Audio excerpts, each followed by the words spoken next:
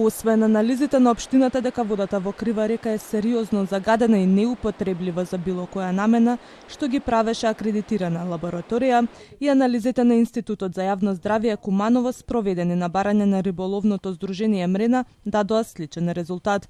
Ова го објави градоначалникот на Крива Паланка Сашко Митовски и побара итна реакција од надлежните институции, потенцирајќи дека резултатите од испитувањата се алармантни.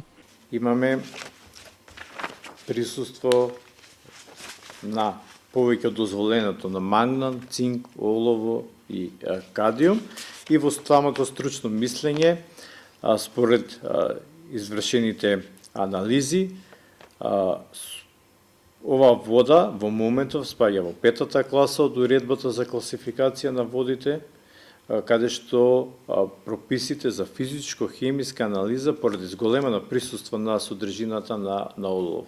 Дополнително, според присуството на магнан, цинк и кадиум спаѓа во 3-та класа. Или според оној правилник кој што ги има, ова вода не може апсолутно да се потребува за некаква друга намена пред соодветна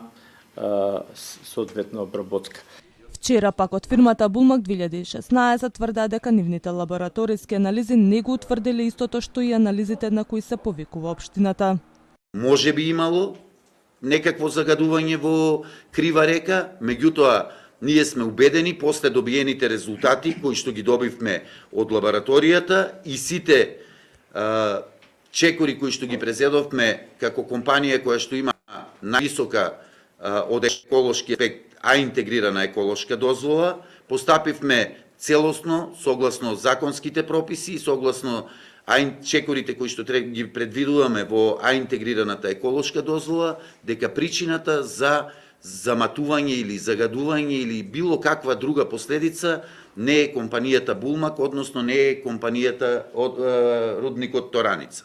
Јавното обвинителство презема действија во предистражна постапка со цел да се испита дали има евентуална кривична одговорност при загадувањето на Крива река од рудникот Тораница, чиј концесионер е фирмата Булмак 2016 Доел Пробишти. Директорот вели не бил повикан на разговор и смета дека градоначалникот е тој кој што треба да биде повикан.